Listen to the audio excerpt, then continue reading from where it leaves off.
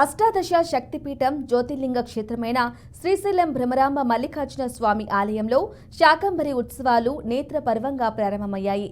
3 రోజుల పాటు కొనసాగనున్నాయి. ఆషాఢ పౌర్ణమి సందర్భంగా భ్రమరాంబ అమ్మవారి ఆలయాన్ని కూరగాయలు, ఆకుకూరలతో అలంకరించారు.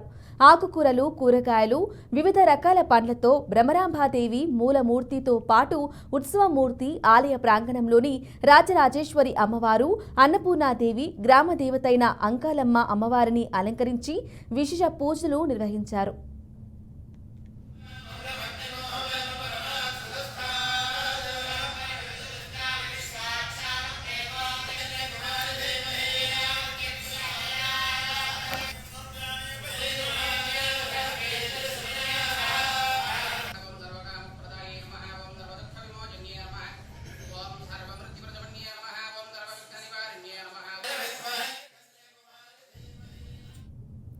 వంగ, బెండ, దొండ, కాకర, చిక్కుడు, గోరుచిక్కుడు, మునగ, సార, బీర, గుమ్మడి, బంగాళదుంప, కందదుంప, క్యాప్సికం, క్యాబేజీ, బీన్స్, క్యారెట్, అరటితో పాటు తోటకూర, పాలకూర, మెంతికూర, చుక్కకూర, కరివేపాకు, కొత్తిమీరతో అలంకరించారు.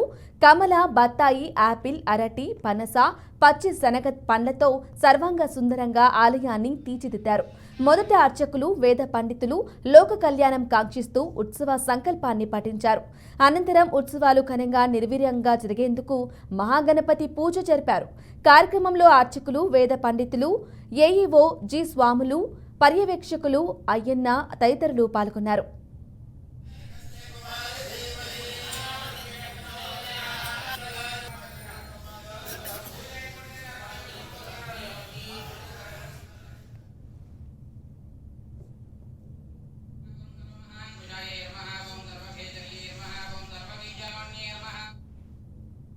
ఈ సమయంలోనే దుర్గముడనే రాక్షసుని సంహరించిన జగన్మాత దుర్గాదేవిగా కీర్తి పొందింది. శాకంబరి దేవి నీళ్ల వర్ణంలో సుందరంగా ఉన్న దేవి కమలహాసనంపై కూర్చుని కనిపిస్తుంది. చేతి పిడికిలి నిండా వరి మొలకలను పట్టుకుని ఉంటుంది. మిగిలిన చేతులతో పుష్పాలు, ఫలాలు, చిగురుటాకులు, దుంపకట్టెలు మొదలైన కూరగాయలను ధరించి దర్శనమిస్తుంది. ఈ శాఖల సముదాయంలో అంతులేని కోరికలను తీర్చే రసాలు కలిగి ఉంటాయని, జీవులకు కలిగే ఆకలి దప్పి, మృత్యువు, ముసలితనం, జ్వరం మొదలైనవి పొగడుతాయని పండితులు పేర్కొంటున్నారు. కాంతులను ప్రసరించే ధనస్సును ధరించే పరమేశ్వరిని శాకంబరి, శతాక్షి, దుర్గా అనే పేర్లతో కీర్తించబడుతున్నది. ఈ శాకంబరి దేవిని భక్తితో స్తోత్రం చేసేవారు, ధ్యానించేవారు, నమస్కరించేవారు, జపించేవారు, పూజించేవారు తరిగిపోని అన్నపాన అమృత ఫలాలను అతి శీఘ్రంగా పొందుతారని పండితులు తెలిపారు.